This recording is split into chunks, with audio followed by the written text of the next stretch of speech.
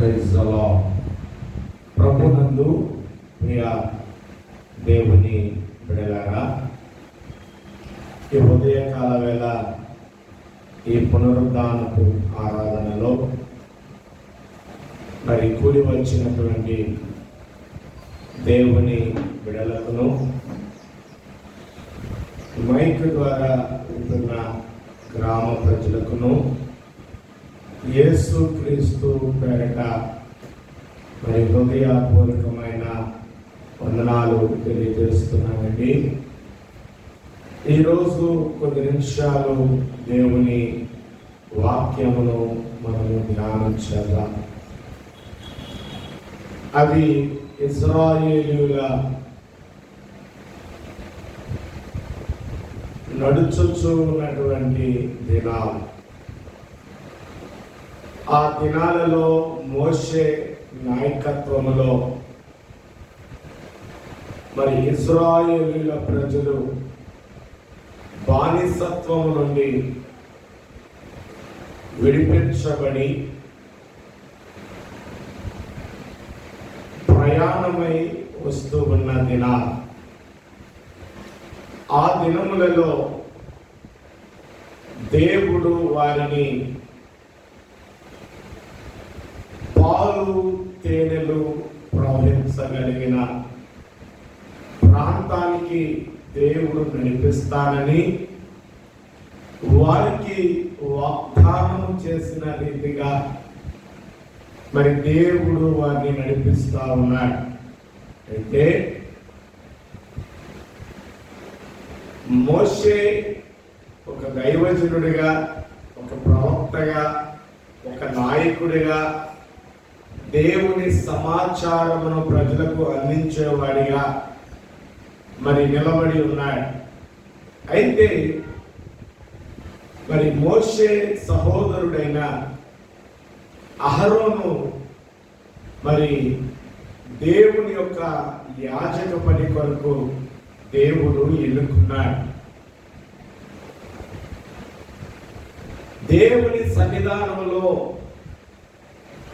ఏ గోత్రికులు పని చేయాలి, దేవుని సన్నిధిలో ఎవరు బాధ్యతగా ఉండాలి, దేవుని యొక్క యాజక ధర్మమును ఎవరు నడిపించాలి అన్నప్పుడు దేవుడు మోషేకు ఒక ఆలోచన చెప్పాడు. 12 గోత్రాల వారిని పిలిచి వారి పితరుల యొక్క పేర్లు ఆ కర్ర మీద రాయవలెనని దేవుడు మోషేతో మాట్లాడుచూ ఉన్నాడు. రాసి అవి దేవుని యొక్క మందిరములో సన్నిధానములో 12 గోత్రముల కర్రలను, వాటిపైన గోత్రికుల పునాదులైనటువంటి వారి తండ్రుల పేర్లను రాయించి ప్రభు సన్నిధిలో పెట్టడం జరిగింది. ఇప్పుడు మనుషులు నిర్ణయించడం కాదు.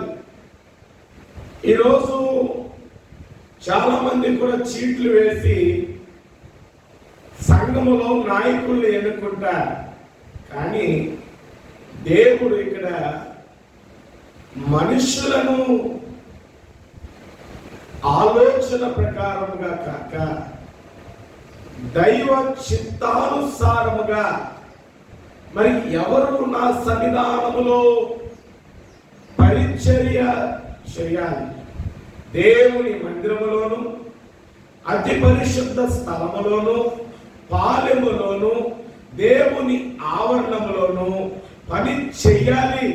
ఏ గోత్రికుడికి ఇటు అవకాశమును ఇవ్వాలని ప్రభు ఆలోచన చేసినప్పుడు దేవుని మందిరములో 12 కర్రలను పెట్టినప్పుడు పిల్లరా, సంఖ్యాకాండము 17వ అధ్యాయము 8వ వచనాన్ని చదువుకుందాం.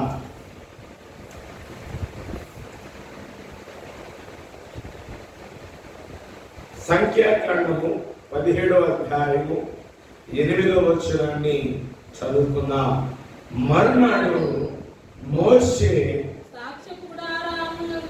సాక్ష్యపు గుడారములోనికి వెళ్ళి చూడగా లేవి కుటుంబమునైన అహరోను కర్ర చిగిరించి ఉండెను. అది చిగిర్చి పువ్వులు పూసి బాదాము పండ్లు గలదాయను. Praise the lord. హల్లెలూయా. 12 కర్రలలో ఒక కర్ర మాత్రమే చిగురించింది. ఏ చోటులో అది చిగురించింది? సాక్ష్యపు గుడారము. ఏ గుడారం అండి? సాక్ష్యపు గుడారములో నీళ్లు లేకపోయినప్పటికీ, మట్టి లేకపోయినప్పటికీ, చీకిపోయిన ఆ మొద్దు, ఆ కర్ర ఎండిపోయిన ఆ కర్ర మరుసటి రోజు తెల్లారే పాటికి చిగురించెను. దేవునికి స్తోత్ర. ఈ పునరుద్ధాన దినమున దేవుని బిడ్డలైన మీరు ఆయన మందిరములో రాగలిగి ఉండగలిగితే ఎండిన నీ బ్రతుకు కూడా చిగురించగలుగుతుంది. Praise the lord. ఇప్పుడు దేవుని మందిరములో ఏముంది? చిగురించే అనుభవం, ఫలించే అనుభవం, ఆశీర్వదించబడే అనుభవం. ఈ ఉదయకాల వేళ ఈ మాటలు ఉంటున్న నా ప్రియ సహోదరి సహోదరుడా, ఆయన మందిరములో నీ ఉండగలిగితే ప్రభు నిన్ను ఎన్నుకుంటాడు.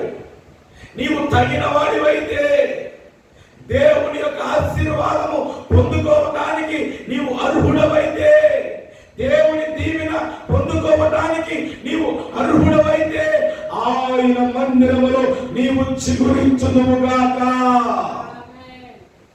ఎక్కడ పడితే అక్కడ చిగురించలేనండి. ఆయన మందిరములోనే మనము చిగురించాలి. ఎందుకంటే ఆయన మందిరములో ఎవరుంటారు? దేవుడు ఉంటాడు. Praise the lord. దేవుడు. చాలా మంది అనుకుంటారు, ఇదిగో ప్రియులరా, ప్రభు వారు అంటున్నాడు, ఇదిగో మోషే ఇశ్రాయేలీయుల ప్రజల కొరకు ఒక గుడారమును ఏర్పాటు చేయి, దానిలో 3 విధాలైన చోట్లను ఏర్పాటు చేయి, అందులో అతి పరిశుద్ధమైన స్థలమును ఒకటి ఏర్పాటు చేయి. నేను నిత్యము కూడా ఈ ప్రత్యక్ష గుడారంలో, అతి పరిశుద్ధ స్థలములో నేను నివాసము చేసేదను. ఎక్కడ చేస్తారంట దేవుడు? పరిశుద్ధ స్థలము, ప్రత్యక్షపు గుడారము, దేవుని మందిరములో ఆయన నివాసము చేస్తాడు. ఆయన సన్నిధిలోనికి నీవు రాగలిగిన వాడివైతే, రాగలిగిన దానివైతే నీవు కూడా ఏమవుతావు? చిగురించబడతావు. Praise the lord. కొంతమంది చెప్తారు, అయ్యగారు మా పెళ్ళి 10 సంవత్సరాలు అయిందండి, అయ్యా మాకు పిల్లలు లేరయ్యా, అయ్యా పెళ్ళి మాకు 5 సంవత్సరాలు 7 సంవత్సరాలు అయిందండి, మాకు పిల్లలు లేరండి అని చెప్తా ఉంటారు. నీకు పిల్లలు కలగాలన్నా, నువ్వు దీవించబడాలన్నా దేవుని సన్నిధానములో నీవు నిలబడాలి.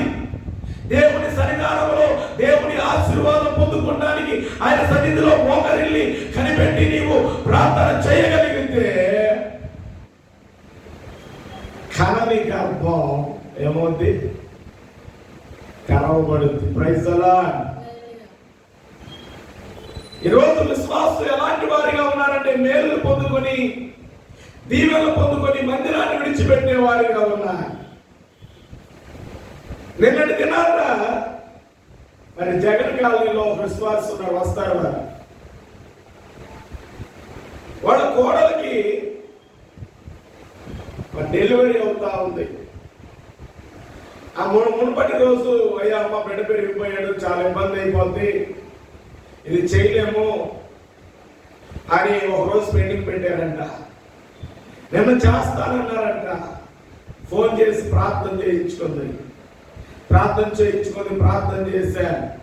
ప్రార్థన చేసినాక మరి ఆ తర్వాత ఏం జరిగిందో మళ్ళీ నాకు ఫోన్ చేయాలి కదా, చేయలేదు. అంటే విశ్వాసులు ఈరోజు దేవుని కార్యాలు ఆశిస్తున్నారు కానీ కృతజ్ఞత లేని వారిగా ఉంటున్నారు.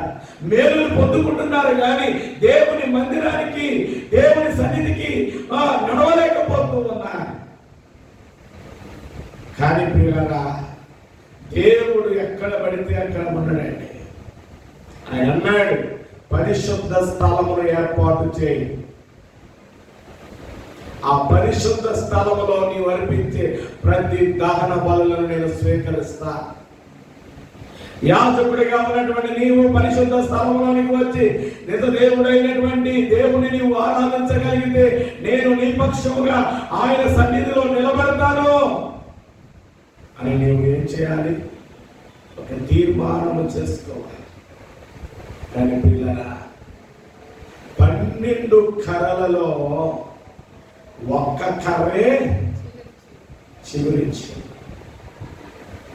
గల కారణం ఏంటంటే పిల్లరా, దేవుడు లేవీలో కొన్ని మంచి లక్షణాలు చూచాడు. దేవుని పని చేయాలంటే, దేవుని సన్నిధిలో నీవు చిగురించాలంటే దేవుడు నిన్ను గమనిస్తాడు. దేవుడు నీ జీవితంలో ఒక కార్యము చేయాలంటే దేవుడు మనల్ని గమనిస్తాడు. ఈ కార్యాన్ని పొందుకొని నిలబడుతుందా లేదా? కొంతమంది మేలులు పొందుకొని మళ్ళీ లోకంలోకి వెళ్ళిపోతా ఉన్నారు. అందుకని ఇదేమి అంతరం కాదు, తాయిత్తు కాదు, ఇదేం సోది కాదు. పాస్టర్ గారు ప్రార్థన చేసి మా ఆయనకి ఏమైందో చెప్పండి, మా బిడ్డలకు ఏమైందో చెప్పండి. ఇదేం సోదే? ఏమండి, ఈ సోది చెప్తావా? దేవుని వాక్యమే నీతో మాట్లాడుతుంది. దేవుని వాక్యమే నిన్ను స్వస్థపరుచుంది. దేవుని వాక్యమే నీకు త్రోవలో వెలుగుగా ఉండి నిన్ను నడిపించేది. ఈరోజు చాలా మంది విశ్వాసులు ఎలా అయిపోయారంటే సోది చెప్పించుకుంటా అలవాటైపోయారు. ఒకప్పుడు గుమ్మడికాయ ఒకటి వేసుకొని కొర తగిలించుకొని టింగ్ టింగ్ టింగ్ టింగ్ అనుకుంటా సోది చెబుదామని వచ్చేవాడు. అవి విడిచిపెట్టి దేవుని వాక్యంలోనికి వచ్చినాక ఇప్పుడు పాస్టర్ గారి దగ్గరికి వెళ్ళి మాకు కూడా సోది చెప్పు, జరగబోయే చెప్పం. దేవుని వాక్యమే చెప్తాం, దేవుని వాక్యమే మేము బోధిస్తాం, దేవుని వాక్యమే ఏంటిది సత్యం, దేవుని వాక్యమే దేవుడు. అలాంటి అనుభవాలకు మనము నడిపించకూడదు. ఈరోజు చాలా మంది సంఘాలు, విశ్వాసులు చాలా మందిని కూడా చాలా మంది అటువంటి దొంగ బోధకులు విశ్వాసులను చెడగొడతా ఉన్నారు. నువ్వు నమ్మకంగా సన్నిధిలోనికి వస్తే, నువ్వు నమ్మకంగా దేవుని మందిరానికి వస్తే, నమ్మకంగా నువ్వు దేవుని సన్నిధికి వచ్చి ప్రార్థన చేస్తే, నువ్వు యథార్థంగా ఉంటే దేవుని కార్యము నీ జీవితంలో మిగతా 12 గోత్రాల వారిని ప్రభువు ఆయన పని చేయడానికి ఎన్నుకోరా? ఎందుకు లేవి గోత్రాన్ని దేవుడు ఎన్నుకున్నాడంటే అతని పుట్టుక చాలా శ్రేష్టమైంది. చూడండి నా మాట ఒకసారి ఆదికాండంలోకి రండి. 29వ అధ్యాయము 34వ వచనాన్ని చదవండి త్వరగా. ఆదికాండం 29వ అధ్యాయం 34వ వచనాన్ని చదవండి.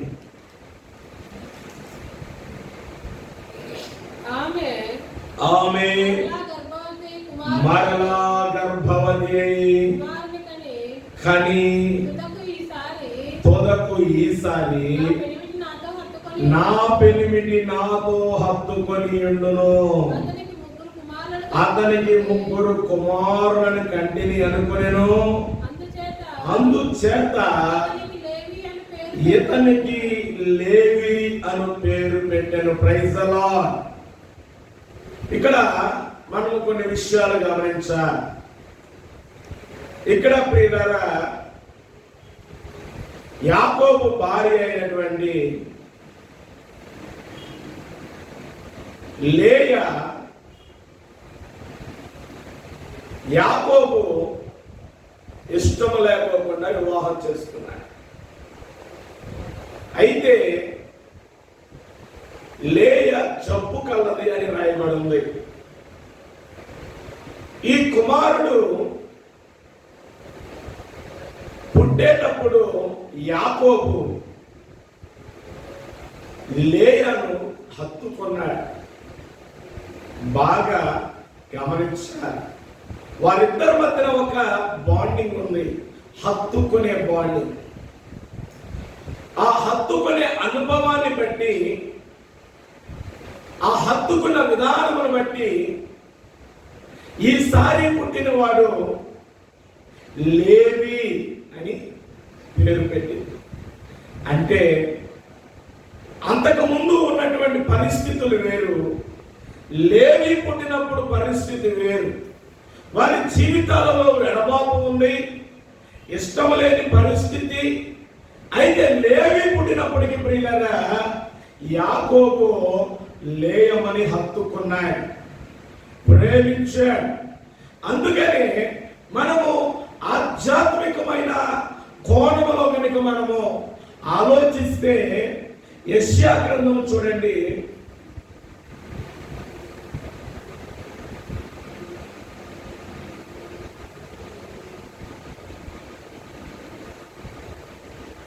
54వ అధ్యాయము 5వ వచనాన్ని చదవండి.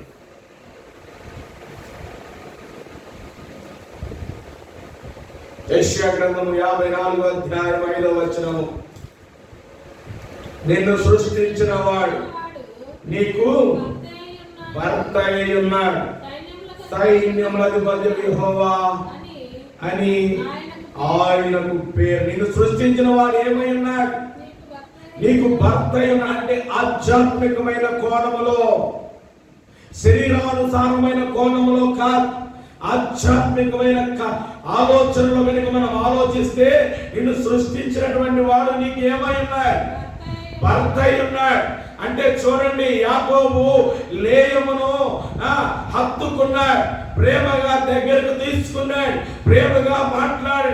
అట్టి సందర్భంలో ఈ యొక్క కుమారుడు పుట్టి ఉన్నాడు కాబట్టి అతనికి లేవి అనే పేరు పెట్టారు. Praise the lord, praise the lord. ఎంత గొప్ప దేవుడు చూడండి. లేవిని ఎన్నుకొనగల కారణం ఏంటంటే భార్యాభర్తలిద్దరూ they are in true love. వారు హత్తుకున్నటువంటి పరిస్థితిలో వారు ఉన్నారు కాబట్టి, ఆ లేవి పుట్టుకను బట్టి అతడు దేవుణ్ణి హత్తుకునేవాడిగా ఉండాలి అని దేవుని మందిరంలో లేవిని దేవుడు ఏర్పరుచుకున్నాడు. అందుకనే అహరోను కర్ర ఒక్కటే దేవుని మందిరములో చిగురించింది. హల్లెలూయా! ఎంత గొప్ప దేవుడో చూడమ్మా. ఈ పునరుద్ధాన దినమున దేవుడు నీతో మాట్లాడుచున్నాడు. ఇక్కడ చేరి ఉన్న నీతోను మైకు ద్వారా నా ప్రియ సహోదరి సహోదరులారా, నీవు చిగురించబడాలంటే దేవునితో హత్తుకోవాలి. నీవు దీవించబడాలి అంటే ఆయనతో హత్తుకొని ఉండాలి. నీవు వర్తిల్లాలి అంటే ఆయన్ని హత్తుకోవాలి. చిగురించే అనుభవం నీకు కలగాలంటే, పువ్వులు పూసే అనుభవం నీకు కలగాలంటే, బాదమకాయలు కాసే ఫలాలను పొందాలంటే లేవి హత్తుకున్నట్లుగా నీవు కూడా ఎవరిని హత్తుకోవాలి? దేవుణ్ణి హత్తుకోవాలి. ఈరోజు ఎలా ఉందంటే, ధనవంతులైనటువంటి భర్తలను హత్తుకుంటున్నారు. పెళ్లికి ముందే నా భర్త ₹1,00,000 సంపాదించాలి, నా భార్య ₹1,00,000 సంపాదించాలి ఆలోచనలు, ధనము ఎవరి దగ్గర ఉండే వాళ్ళని ఒక ధనవంతుడిని హత్తుకోవాలని, ఒక పేదవాడు కూడా ఒక ధనవంతురాలనే చేసుకోవాలని ఈరోజు చాలా మంది కూడా ధనాన్ని హత్తుకుంటున్నారు. ఒకప్పుడు దైవజనుడైన కే పాల్ గారు అత్యున్నతమైన ధనము కలిగిన వాడు. అప్పుడు ఆయన ప్రపంచ దేశాలనే ఒక ధనవంతుడిగా ఉన్నాడు. ఆ ధనవంతుడిగా ఉన్నప్పుడు దేశం మొత్తం కూడా ఎవరి వైపు చూసింది? ఆయన వైపు చూసింది. అతడు ధనవంతుడు, కేపాలుగా చూసినాడు, ధనవంతుడని చూశాడు, ధనం కలిగిన వాడిని చూశాడు. ఇతరులతో సహవాసం చేస్తే, ఇతన్ని హత్తుకుంటే మా మినిస్ట్రీలకి, మా పరిచర్యలకి సహాయం చేస్తాడని గొప్ప గొప్ప పరిచర్యలు చేసేవాళ్ళు, సేవ చేసేవాడు ఆయనతో సహవాసం చేయాలని, ఆయన్ని హత్తుకోవాలని అనుకున్నాడు. కానీ ప్రియ దేవుని బిడ్డలారా, ఆయన అంత ధనము ఆయనకు వచ్చిందంటే ఆయన ఎవరిని హత్తుకున్నాడు? దేవుణ్ణి హత్తుకున్నాడు. Praise the lord. వీళ్ళందరూ కేపాలి ధనం ఉంది, మాకు సహాయం చేస్తాడు, మా పార్టీకి ఒక 5 లక్షలు ఇస్తాడు, 20 కోట్లు ఇస్తాడు, రాజకీయ నాయకులేంటి, ఎంపీలేంటి, మంత్రులేంటి, పెద్ద పెద్ద వారందరూ కూడా కేపాలు హత్తుకోవాలని చూశారు. కానీ కేపాలు హత్తుకున్నటువంటి ఆయన ఒకటి హత్తుకున్నాడంటే నిజదేవుడైన యేసు ప్రభువు వారి. కొంతకాలము గడిచినాక ప్రియమిత్రులారా, దుష్టులు కొంతమంది తనకి వస్తున్న రాబడిని చూచి అతని రాబడి అంతటిని కూడా బంద్ చేసేశారు. కానీ గమనించండి ప్రియ దేవుని పిల్లారా, ధనం మీద ఎప్పుడు కూడా మనం హత్తుకోకూడదు. దేవుని మీద హత్తుకొని ఉంటే, దేవుని మీద ఆధారపడితే దేవుడే నిన్ను ఏం చేస్తాడు? ఆశీర్వదిస్తాడు. దేవునికి స్తోత్రం, హల్లెలూయా. ఇంకా గమనిస్తే బాల్యము నుండే దానియేలు భక్తి కలిగిన వాడు. కానీ ప్రియులారా, అతడు పనివాడిగా వచ్చాడు. ఎక్కడికి? బబులోనులోనికి పనివాడిగా వచ్చినటువంటి దానియేలు ప్రియులారా పరిపాలకుడిగా మార్చబడ్డాడు. గల కారణం దానియేలు దేవుడిని హత్తుకున్నాడు. దేవుణ్ణి హత్తుకునడం వలన పనివాడిగా వచ్చిన వాడు, పని చేసుకోవడానికి వచ్చిన వాడు, బానిసగా వచ్చిన వాడు పరిపాలకుడిగా దేవుడు మార్చడండి. మరి ఈరోజు నేను ఎవరిని హత్తుకుంటున్నాం? తన యవన కాలం నుండి, తన యవన జీవితం నుండి ప్రియులారా దానియేలు దేవుణ్ణి హత్తుకొని ఉన్నాడు. బబులోనులోనికి వచ్చినప్పుడు ఇదిగో పనివాడిగా వచ్చాడు. ఆ వచ్చినటువంటి వాడు భక్తి కలిగిన వాడు కనుక, ప్రార్థనాపరుడు కనుక, దేవుడిని హత్తుకోగలిగిన వాడు కనుక దేవుడు అతన్ని ఒక పరిపాలకుడిగా మార్చగలిగాడు. చెప్పడం దేవుడు హల్లెలూయా. అంత గొప్ప దేవుడండి. హత్తుకోకుండా మా దీవెన రాట్లా, మా స్వస్థతలు కలిగట్లా అని హత్తుకోకుండా అంటే ఉపయోగం లేదు. ఎక్కడెక్కడో హత్తుకొని, ఎక్కడెక్కడో లోకమును ఆశలను, లోకంలో ఉన్న దానముల లోకములో ఉన్నటువంటి ప్రతిదాన్ని ఆశపడి వాటిని కొనాలి, వాటిని సంపాదించాలి, భోగేసుకోవాలని తపనని వాటిని హత్తుకుంటే దేవుడు నిన్నెందుకు దీవిస్తాడు? నీవు ప్రభుని హత్తుకో, ఆయన దీవిస్తాడు. నీ వారే నిన్ను తోసివేసిన, నీ రక్త సంబంధికులు నిన్ను విడిచిపెట్టిన, నీవు ఆయన హత్తుకుంటే ఆయన విడిచిపెట్టే దేవుడు కాదు. ఆయన నిన్ను కాపాడే దేవుడు, నిన్ను బలపరిచే దేవుడు, నిన్ను స్థిరపరిచే దేవుడు, నిన్ను అభివృద్ధి చేయగలిగినటువంటి దేవుడు అండి. అంత గొప్ప దేవుడు. ఎంత మంచి వాక్యములు వినబడతా ఉంటే నీ బ్రతుకుని మార్చుకోకుండా, నీ జీవితాన్ని మార్చుకోకుండా, నీలో ఉన్న గర్వాన్ని అలాగే ఉంచుకొని, నీలో ఉన్నటువంటి కోపాన్ని అలాగే ఉంచుకొని, నీలో ఉన్న ధనదాహం అలాగే ఉంచుకొని వ్యాధి కలిగినప్పుడు ప్రభువా అంటే ప్రభు ఏమన్నాడు తెలుసా? Who are you? నీవు ఎవరు? నాకు తెలియదయా.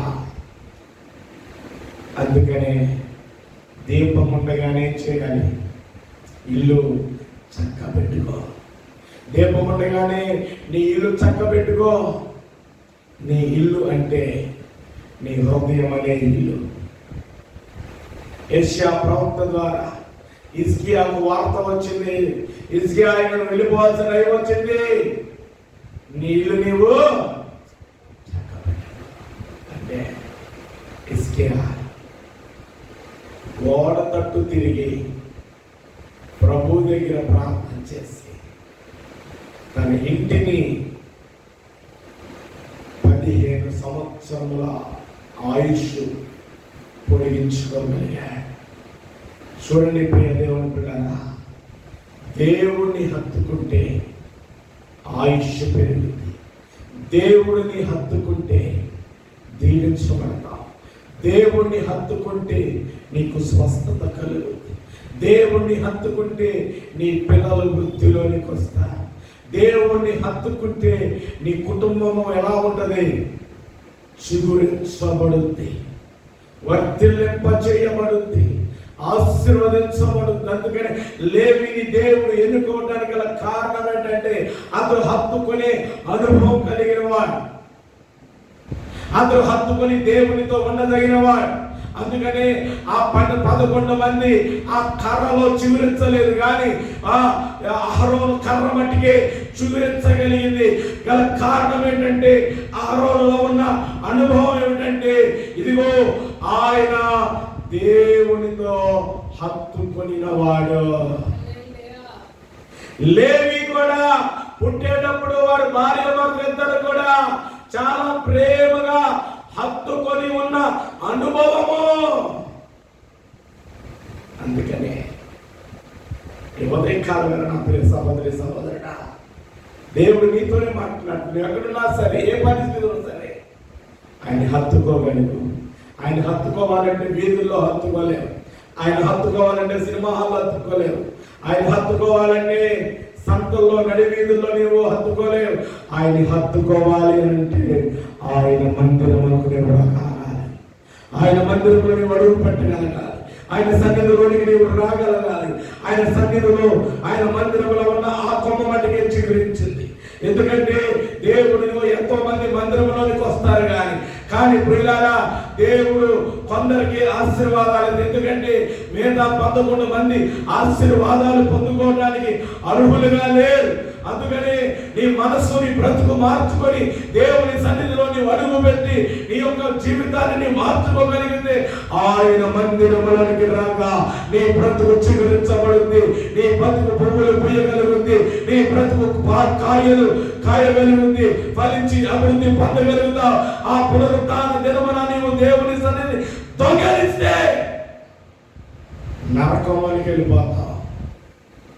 నరకంలోనికి పోకూడదంటే ఆయన మందిరంలోనికి రా. దేవుడిని బహుగా దీవించునుగాక. దేవుడి మాటలు మన వినికిలో దీవించి ఆశీర్వదించునుగాక.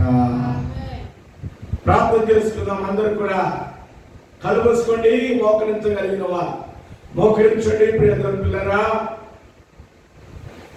పరిశుద్ధుడా, ప్రేమ కలిగిన తండ్రి, దయగలిగిన దేవా, కృప కలిగిన రాజా, మా జీవితాల్లో ఈ శ్రేష్టమైన పునరుత్థాన దినమునిచ్చామని బట్టి నీకు వందనాలు తండ్రి.